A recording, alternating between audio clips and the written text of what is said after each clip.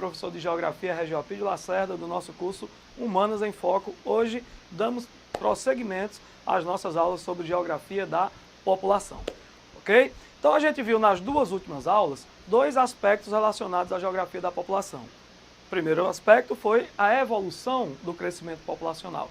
A gente viu as fases de crescimento, a distribuição dessas fases de crescimento no tempo e no espaço.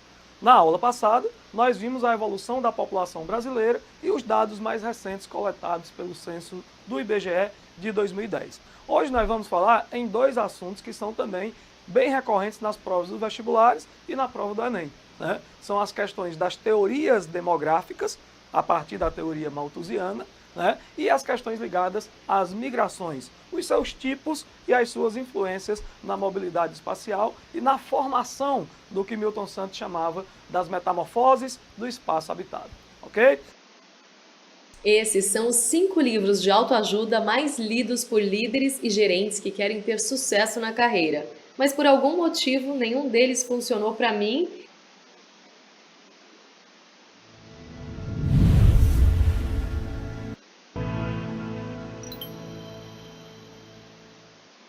Primeiro, a gente vai falar sobre as questões ligadas às teorias demográficas, né? Lá pelo século XVIII, um pastor protestante lá chamado Thomas Robert Malthus, né? Ele vai elaborar uma teoria sobre a questão da evolução da população que fica extremamente famosa. Vai escrever um tratado sobre geografia da população mundial, abismado com o crescimento populacional observado principalmente no período pós-revolução industrial na Europa, né? Ele vai dizer que o processo de crescimento populacional está extremamente avançado, muito acelerado, dizendo então que a população cresceria como se fosse uma progressão geométrica, ou seja, um crescimento assustador.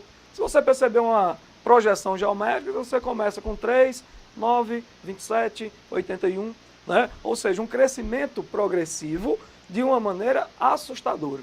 Enquanto, segundo Malthus, a capacidade de produção de alimentos dessa população, ela não cresceria no mesmo ritmo, né? Ele dizia que o crescimento da população seria como se fosse o crescimento de uma progressão geométrica, enquanto o crescimento da produção de alimentos, da produção de recursos, da capacidade produtiva de recursos, da capacidade produtiva dessa própria população, não passaria de um crescimento que poderia ser colocado como uma progressão aritmética. Ou seja, em um determinado tempo, iria se chegar ao choque, ao colapso entre o crescimento populacional e a situação de produção por essa mesma população, levando a crer que havia necessidade de fazer reformas estruturais básicas, só que nesse período não existiam ainda as condições artificiais de planejamento familiar, no caso dos métodos contraceptivos, etc. Por isso que Malthus pregava a chamada sujeição moral, o planejamento familiar a partir da abstinência sexual. É óbvio que você deve estar imaginando que essa teoria não vai para frente, essa ideia de Malthus também não vai ser utilizada, né? Agora tem uma questão interessante, você deve lembrar que ao mesmo passo que há um substancial crescimento na população desse período, e é a fase que nós vamos viver, que a gente viu lá que era chamada de explosão demográfica, manutenção de altas taxas de natalidade, seguido de uma redução da taxa de mortalidade, ou seja, um aumento da expectativa de vida, vai ser acompanhado do implemento das técnicas, principalmente e sobretudo das técnicas de produção. Você deve lembrar que a Revolução Industrial vai produzir uma verdadeira revolução no processo de produção agrícola. A invenção do arado, a invenção da fertilizantes, da indústria química que vai surgir adiante, né, da utilização de novas técnicas de agricultura ligada à produção industrial, o que vai gerar um processo de intensificação da produção agrícola. Essa intensificação vai levar a quê? A um aumento substancial da produção. Então, na verdade, a teoria de Malthus ela não vai se prevalecer, ela não vai se confirmar, né, ao longo do tempo. Porque ao mesmo passo que há um crescimento da população, não há efetivamente uma redução da capacidade produtiva.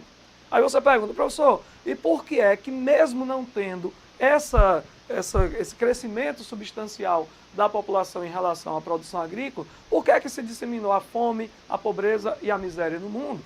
após principalmente a Revolução Industrial. Aí são as questões ligadas diretamente à própria essência do capitalismo. Você deve lembrar que o capitalismo é um modo de produção desigual e combinado.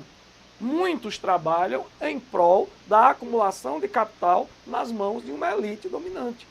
Essa situação é uma situação intrínseca ao modo de produção capitalista e não está ligado diretamente, obviamente, à questão do crescimento populacional.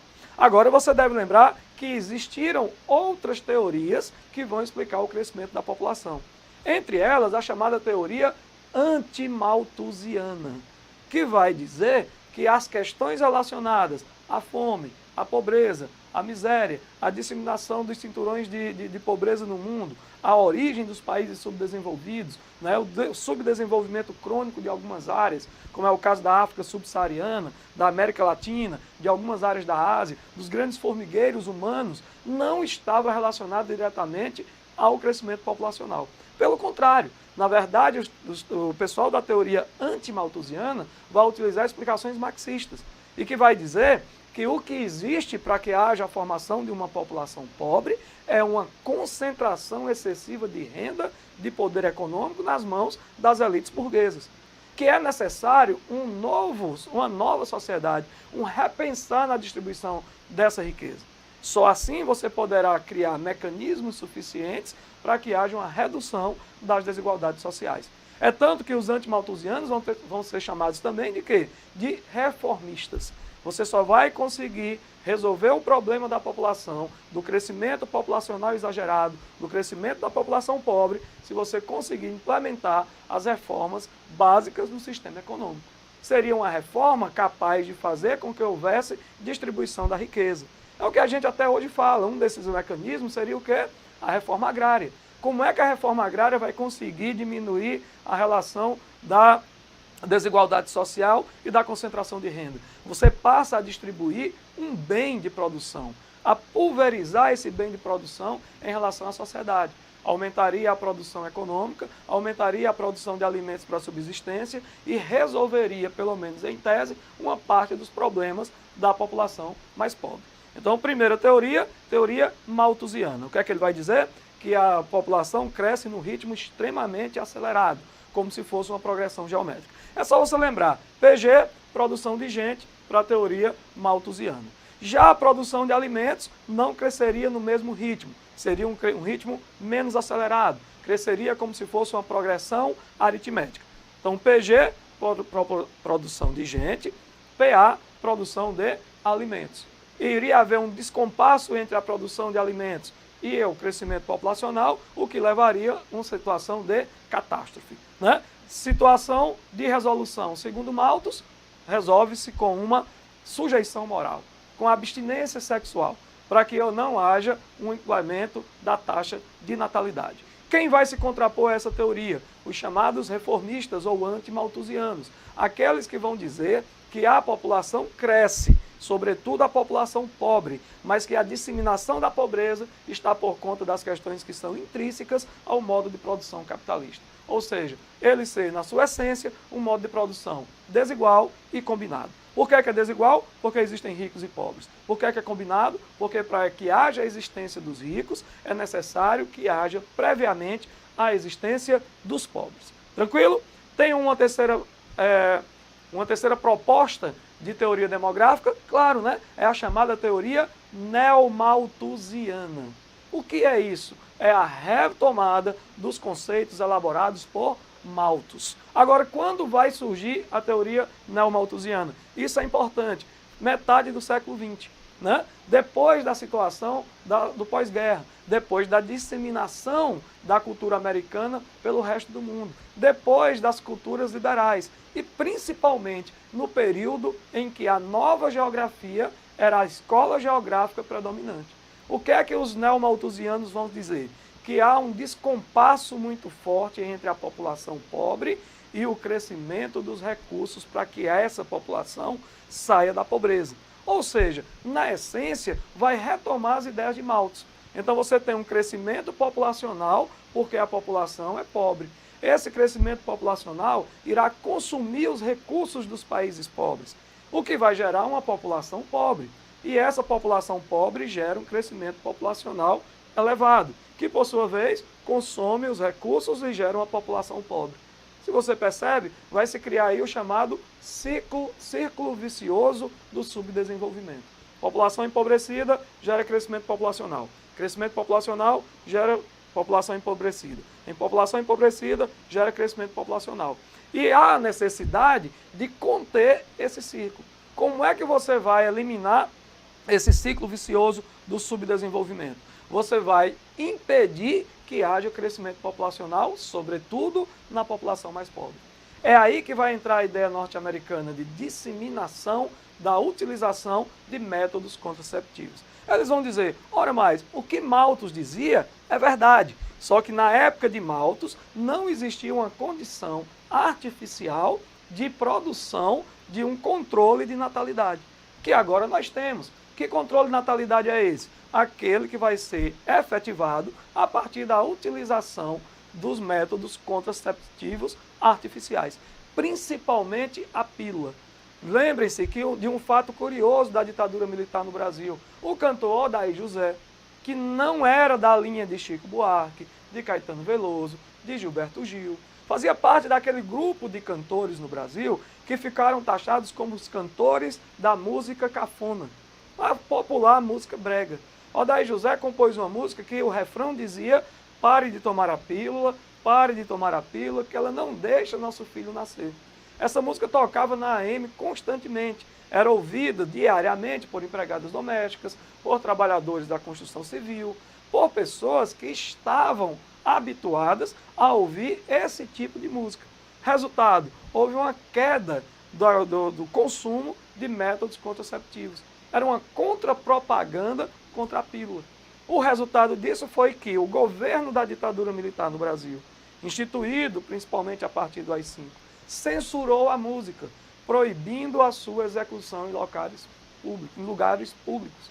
Você tem uma música taxada como música cafona, taxada como música brega, da música popular brasileira, que foi proibida de ser executada, não porque trazia uma manifestação política, não porque trazia uma manifestação contrária às ideias do governo, não porque fazia com que se imaginasse que esses tipos de movimentos populares, que esses cantores populares, eles tinham uma visão política do momento que o Brasil estava passando. Nada disso. A música foi censurada, sobretudo e somente porque fazia uma contrapropaganda ao uso dos métodos contraceptivos. Ou seja, uma música que é censurada por uma questão econômica. É a pressão dos laboratórios norte-americanos, principalmente europeus e japoneses, fabricadores desses produtos, que eram disseminados pelos postos de saúde no Brasil, que reivindicaram a proibição da música. Então, se cair a música de Odair José na prova do Enem, se cair numa prova alguma alusão a essa história da pílula no Brasil, você vai associar a teoria neo-malthusiana. Como é que você vai conter o crescimento populacional? Através da utilização em massa dos métodos contraceptivos. A distribuição gratuita de contraceptivos para a população mais pobre, para evitar que essa população mais pobre se reproduza. Tranquilo? Quarta e última teoria demográfica que a gente vai observar é uma muito recente. Começa a ser discutida a partir dos anos 90, principalmente. É a chamada teoria eco-malthusiana. Se é teoria malthusiana, é porque tem a ver com o crescimento populacional. Só que o prefixo aí é o quê? Eco. Eco-malthusiana. É a teoria na qual sustenta a ideia de que os problemas naturais, os problemas ambientais que são percebidos hoje, como é o caso, por exemplo, do desmatamento, da escassez hídrica, né, do problema do suposto aquecimento global, efeito estufa, mudanças climáticas, existe uma base que vai amandar esses problemas, que é exatamente o crescimento populacional. Os ecomalthusianos sustentam a ideia de que todos os problemas ambientais graves, sejam eles locais ou globais, são resultado, ou é o resultado, desse crescimento populacional. Sustentado em que eles vão dizer isso? Num gráfico que mostra que a população, em 1945, era de torno de 2 bilhões de habitantes, e que chega no início do século XXI a 7 bilhões de pessoas. Há um crescimento substancial da população, sem que haja, obviamente, uma necessária renovação dos recursos naturais, porque esses obedecem à história do tempo geológico e não do tempo histórico. É óbvio que essa teoria tem pouca sustentação, porque o que vai fazer com que haja, e é bom que você lembre sempre disso, os problemas ambientais não é o crescimento populacional. Pelo contrário, os problemas ambientais é resultado direto da questão do consumo. É da maneira como a sociedade trata o meio ambiente no modo de produção capitalista. Tranquilo? Então, recapitulando, nós temos 4 teorias demográficas. Teoria malthusiana, a população cresce assustadoramente e vai faltar recurso. Resultado, tem que ter controle de natalidade através de uma sujeição moral e abstinência sexual.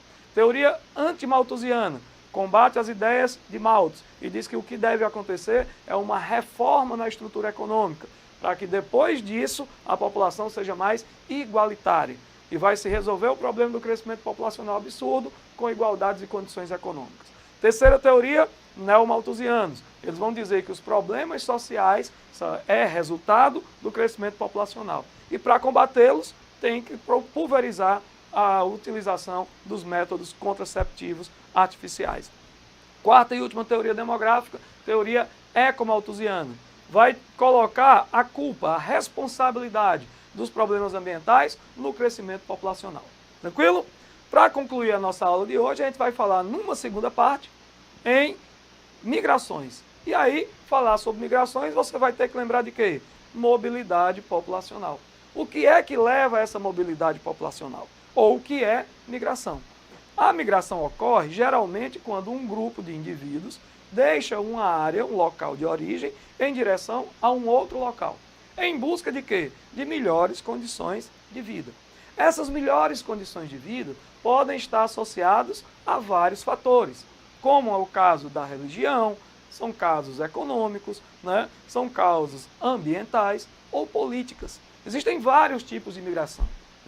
Existe migração, por exemplo, por questões religiosas. Um judeu que mora nos Estados Unidos, bem estabelecido, né? Economicamente estável, que tem uma situação em que leva à crença de que a sua paz plena, a sua qualidade de vida está associada diretamente à Terra Santa. O que é que faz esse judeu? Migra dos Estados Unidos para Israel, sem que haja nenhuma necessidade de busca de ganho econômico. A única causa que levou a essa migração foi uma questão religiosa. É a mesma coisa que acontece com os árabes quando vão morar em Meca? Também, né? Lá pelo Islã, eles têm a crença de que se deve ir pelo menos uma vez na vida a Meca. E alguns vão e não saem mais. O que é que levou esse árabe muçulmano a fixar a moradia na cidade de Meca? O fato de Meca ser cidade sagrada para o povo islâmico e não uma busca de bens econômicos. Existem 2 tipos de migrações que são muito frequentes na prova dos vestibulares. Uma é chamada de migração de refugiados e a outra migração de deslocados. Qual é a diferença? É considerado refugiado aquela pessoa que sai de um país de origem, de uma região de origem, fugindo de uma situação de perseguição política. Muito comum na Somália, por exemplo, guerra civil envolvendo etnias diferentes.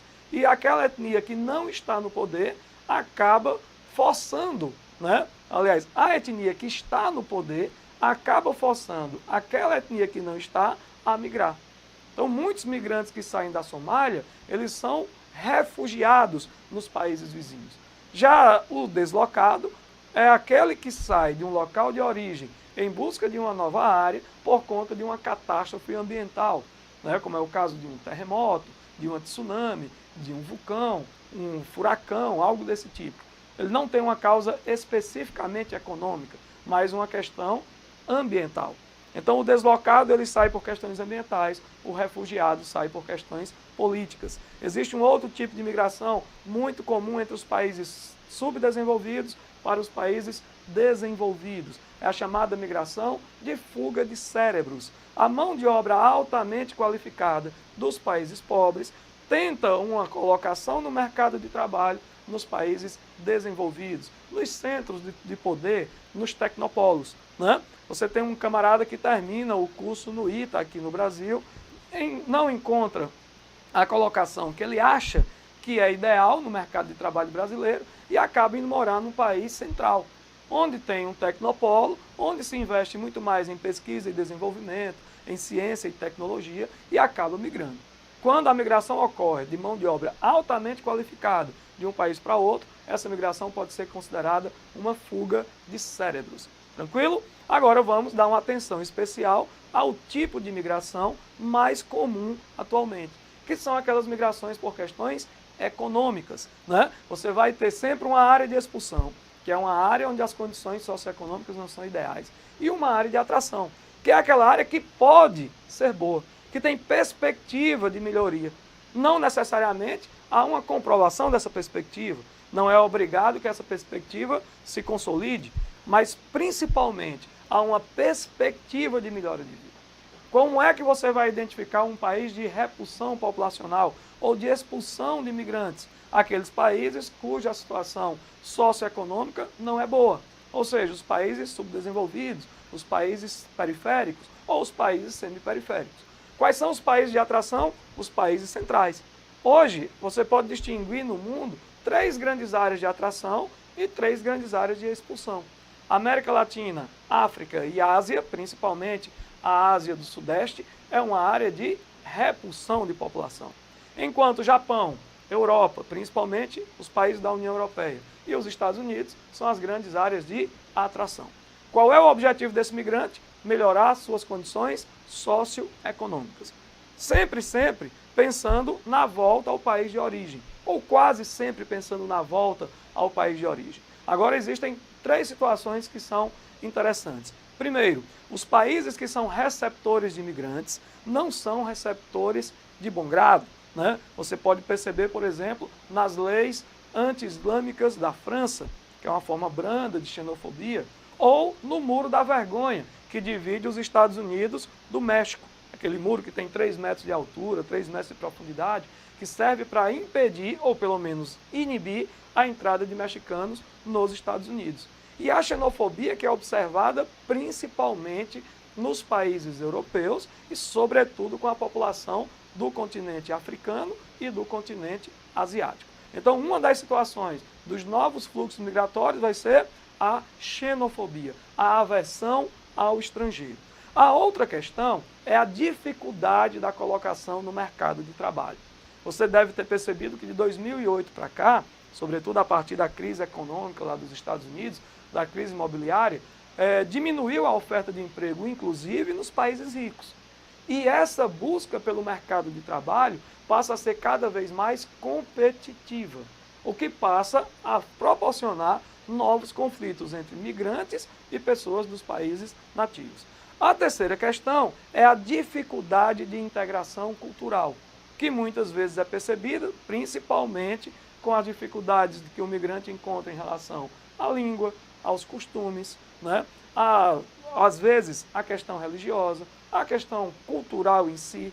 Então há uma dificuldade de adaptação do migrante nesses países de receptação de migração. Tranquilo? É isso. Na próxima aula a gente continua e dá prosseguimento aos estudos da geografia geral. Tem o exercício para download. Não esqueça de baixar as questões, de resolver as questões. Até a próxima aula. Um grande abraço.